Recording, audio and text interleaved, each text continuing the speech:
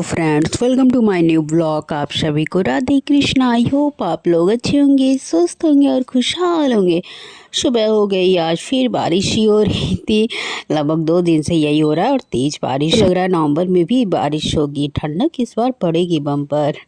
और इधर फिर मैं अपना सुबह, वैसे तो मैंने बर्तन वर्तन सब रात ही में धुल लिया था। और मैंने उसके बाद फिर अब सुबह मैं उठी उसके बाद थोड़ा गैस उसको मैंने क्लीन किया। वैसे तो मैंने रात ही में कर लिया था, पर मैं सुबह एक बार उसको कर ली।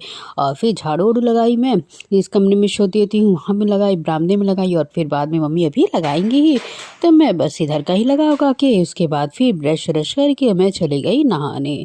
नहा कर फिर मैं आई अपने लड्डू को जगाने। मैंने अपने लड्डू को जगाया, उनको स्नान कराया। स्नान कराने के बाद उनके शरीर को पोंछ उछ कर मैं उनको कपड़े भी पहना दी। कपड़े पहना कर फिर मैं लड्डू का सारा श्रृंगार कर दी। श्रृंगार करने के बाद फिर अपने लड्डू को मैंने दिया जलाकर आरती भी दिखा दिया।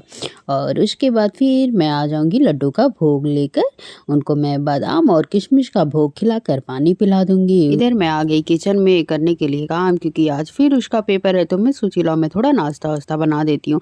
तो एक साइड मैंने रख दिया था चाय बनने के लिए और एक साइड में सब्जी छौंक दूंगी। और मैंने आलू और गोभी की सूखी सब्जी बनाई, क्योंकि अभी बाद में दाल चावल सब्जी ये सब बनेगा ही। तो मैंने सिर्फ आलू गोभी की सूखी सब्जी इधर बना डाली, उसमें प्याज डाल के अच्छे से बना डाली। और फिर इधर मैं रख दूंगी एक साइड पानी भी गर्म करने के लिए, जिससे मेरा पानी भी गर्म हो जाए। फिर मैं बाद में पी लूंगी, पर मैं पानी थोड़ा ज़्यादा ही गर्म करूंगी। और इधर मैंने आटा भी गूंथ लिया है। तो अब मैं सोच रही हूँ कि मैं पराठे बनाना स्टार्ट करूँ, पर आज मैं गोल वाले ही पराठे बनाऊंगी, तिनकोने नहीं, क्योंकि उसमें बहुत टाइम लगता है। तो मैंने सोचा कि मैं आज प्लेन ही पराठे बना देती हूँ। तो मैंने तावा भी रख दिया, गरम गरम हो चुका था। फिर इधर अब मैं पराठा भी बनाना स्टार्ट कर दी। पराठा बनाकर देने भी लगी सबको, क्योंकि और सब लोग भी बैठ गए थे। अभी बहन आई नहीं है, वो नहा धो के पूजा पाठ कर रही है। तो फिर इधर मैंने पराठे भी बना लिया। मैं पानी भी मेरा गर्म हो चुका था, तो मैंने उसमें नींबू नहीं डाला था, नींबू को डाला। और उसके बाद फिर मैं बैठ गई पानी पीने के लिए, क्योंकि मैं सोची कि अब मेरे पानी मैं पी लेती हूँ, क्योंकि अब थोड़ा, वरना अब पानी नहीं पीऊँगी तो वो ठंडा हो जाएगा, फिर मेरे पानी पीने का कोई मतलब नहीं रह जाएगा गर्म। उसके बाद पानी नहीं पी कर फिर मैं 5-10 मिनट बाद अपना भी नाश्ता लेकर आई। और सब लोग नाश्ता कर चुके थे, इधर बहन भी कर चुके थे नाश्ता, वो तैयार हो रही है। फिर मैं सोची लो मैं भी कर लेती हूँ नाश्ता, क्योंकि चाय भी फिर गर्म ही करना पड़ेगा ना। तो और वैसे भी पापा भी आ चुके हैं, तो कितनी बार गर्म करूँगी। और फिर आधे घंटे बाद चाय वैसे भी ख़राब हो ही जाता, तो मैं सोची लो मैं भी कर लेती हूँ। फिर मैंने चाय पराठे और सब्जी लिए, मैंने नाश्ता वास्ता किया। उसके बाद फिर मैं आ गई किचन में।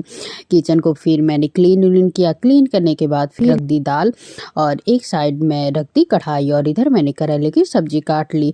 आप लोग सोच रहे होंगे इतना जल्दी क्यों? जल्दी नहीं है, क्योंकि घड़ी में भी बज रहे हैं 10:30। तो मैं सोची अब बनाना मैं स्टार्ट कर दूं, क्योंकि वरना हो जाएगा अब लेट। लड्डू तो नाश्ता किए नहीं है, उनको तो खाना है चाहिए ना। और इधर मेरी दाल हो रहा है एक साइड मेरी सब्जी बन रहा है। उधर मैं चावल भी अब धुल लूँगी। चावल को अच्छे से धुल कर फिर मैं चावल को भिगा कर रख दूँगी। और इधर थे इतने सारे नाश्ते वाले बर्तन, मैं जो चिल्लाओ इसको भी मैं धुल लेती हूँ ना, तो अभी और ज़्यादा हो जाएंगे। और वैसे भी मेरे घर तो हर टाइम कन्फर्म में 2 से 3 रोटी तो फेंका ही जाता है।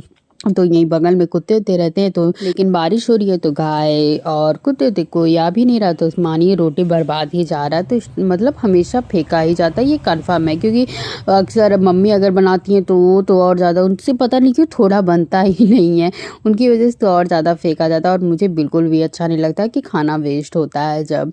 उसके बाद फिर मैं इधर बर्तन वर्तन भी धुल ली अपना। बर्तन वर्तन धुलने के बाद अपना चला दी, सब्जी वब्जी चला कर और उसको मैं मीडियम आंच कर दूँगी। मीडियम आंच करने के बाद मेरा दाल भी लगभग धीमा कर दिया मैंने, क्योंकि वो आधा बन चुका है। मैं सोच रही हूँ 5 मिनट बाद अपने दाल के नीचे भी बंद कर दूंगी। और इधर सब्जी में मैंने नमक डाला और इसको फिर ढक कर मैं रख दूंगी बनने के लिए। अब इधर कुछ देर बाद मेरी करेले की सब्जी भी बनकर तैयार हो गई और मेरी दाल भी बनकर तैयार हो गई। और मैंने इसमें डाल दिया था धनिया का पत्ती। अभी मैंने फ्राई नहीं किया, मैं सोची मेरा चावल ऑल हो जाए उसके बाद फिर मैं फ्राई करूँगी। और उसके बाद इधर मेरा चावल भी बन रहा है और चावल भी अब बनकर तैयार हो चुका। उसके बाद फिर मैं आ गई अपने लड्डू का खाना निकालने, क्योंकि टाइम हो गया था उनके खाने का। तो फिर मैंने निकाला चावल दाल सब्जी करेले का और उसमें मैंने डाल दिया थोड़ा सा घी। उसके बाद फिर मैं लेकर आ जाऊँगी अपने लड्डू का खाना उनको खिलाने के लिए। अभी तो वो बहुत गर्म है तो मैं सोची थोड़ा ठंडा हो जाए फिर मैं खिलाऊँ, और फ़ैन भी नहीं चला सकती क्योंकि ठंडक बहुत ज़्यादा बढ़ गई है और ठंड लड्डू को मेरी ठंड भी लग जाएगी, तो इसीलिए मैंने फ़ैन भी नहीं चलाया। खाना भी ठंडा हो गया उनका, फिर मैं अब लड्डू को खिला दूँगी खाना। लड्डू को खाना खिलाकर बीच-बीच में मैं पानी पिलाकर फिर खाना खिलाने के बाद उनको मैं बैठा दूँगी आराम से, और उनके जो कपड़े पहनाए हुए थे उसको मैं धुल कर डाल दूँगी बाहर। बनाने के लिए रोटियाँ, क्योंकि मैंने रोटी नहीं बनाई है, सुबह ही तो मैंने आटा गूँथ लिया था ज़्यादा, और मैंने सिर्फ पराठे ही बनाए थे, रोटी नहीं बनाई थी। तो मैं सोची लाओ मैं रोटी बनाकर रख देती हूँ, क्योंकि अब इधर सब लोग खाएँगे, लेकिन अभी तो नहीं खाएँगे, कुछ देर बाद ही खाएँगे, लेकिन मैं सोची लाओ मैं रोटी बनाकर रख देती हूँ, फिर आराम से बैठ के पढ़ूँगी, वरना फिर बीच में उठना पड़ेगा रोटी बनाने के लिए, फिर खाना खाने के लिए, फिर वो डिस्टर्ब हो जाएगी मेरी पढ़ाई। तो इसीलिए मैं रोटी-वोटी बनाकर रख दी।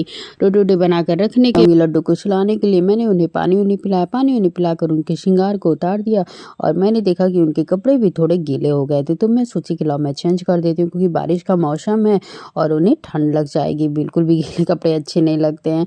तो इसीलिए फिर मैंने उनके कपड़े भी चेंज कर दिए और दूसरे पहना दिए, और बिस्तर भी सही कर दिया। मैं सोची कि लाओ थोड़ा बिस्तर सही करके उनको सुलाती हूँ।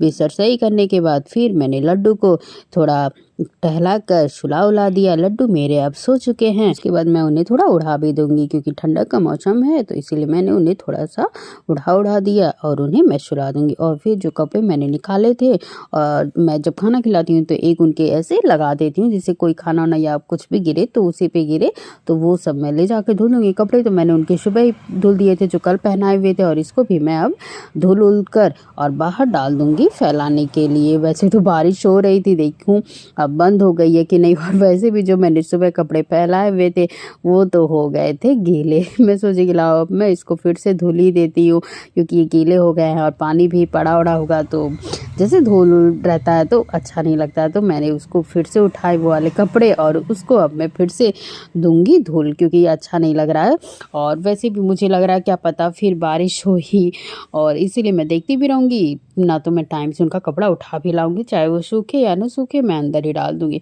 और उसके बाद मैंने सोचा कि लाओ मैं थोड़ा पानी-वानी पी लेती हूँ, फिर बैठ जाऊँ पढ़ने के लिए। तो इधर मैंने लिया ठुकवा, देखिए सारे ठुकवे ख़त्म हो चुके हैं, बस इतने ही बचे हैं। और ठुकवा लिया, ठुकवा लेकर फिर मैंने पानी-वानी लिया अपना, और आ गई अब मैं ठुकवा खाने के लिए। मैं आराम से ठुकवे को खाई, उसके बाद फिर मैं अब बैठ जाऊँगी पढ़ने के लिए।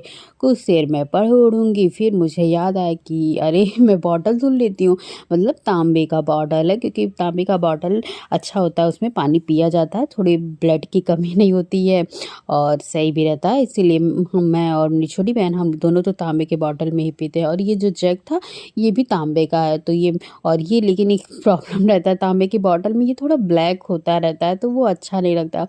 फिर मैं अभी जल्दी जो कि बहन इसको धुली थी, फिर मैं सोची लाओ मैं इसको धुल लेती हूँ। तो नींबू था तो मैंने नींबू लिया और थोड़ा सा नमक लिया, और इसको मैं अच्छे से रगड़ के धुलूँगी।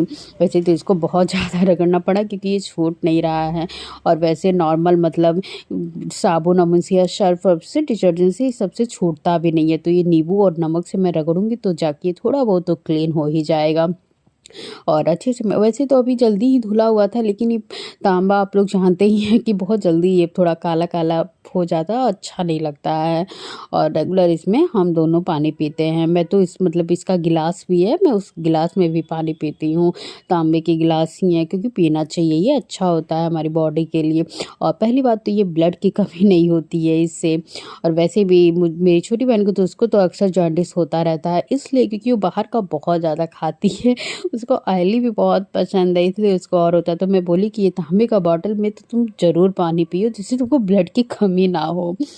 तो इसीलिए, और मैं सोची कि लाओ थोड़ा टाइम बचा हुआ है, नींबू भी था, तो मैं इसको अच्छे से धुल कर फिर बैठती हूँ आराम कर से पढ़ने के लिए। उसके बाद नींबू से धुल कर फिर मैं सोची कि जो बर्तन धुलने वाला साबुन होता है उससे भी एक बार मैं इसको वॉश कर देती हूँ। को भी दिख रहा होगा ये साफ तो हुआ है, पहले से ज़्यादा हो गया है, क्योंकि पता नहीं क्यों इतना जल्दी ये ब्लैक हो जाता है कि कि क्या बताऊँ, पता नहीं आप लोग अच्छे से देख रहा होगा कि नहीं, पर साफ तो हुआ। मैं तो आप लोगों से भी कहूँगी कि जिसका मतलब इस तरह तांबे का बॉटल यूज़ करता हो, अक्सर तो आजकल हर किसी के घर में तांबे का बॉटल होता है, तो वो लोग भी नींबू से ज़रूर धुलें, क्योंकि इससे क्लीन तो हो ही जाता है। तो मैंने सोचा मैं आप लोगों को भी ये चीज़ बता देती हूँ। उसके बाद फिर मैं आ जाऊँगी आराम से बैठ के पढ़ने के लिए। आप सभी को अगर ये मेरा ब्लॉग अच्छा लगा हो तो प्लीज़ लाइक, सब्सक्राइब, शेयर और कमेंट जरूर करिएगा। आप सभी को राधे कृष्णा, बाय बाय।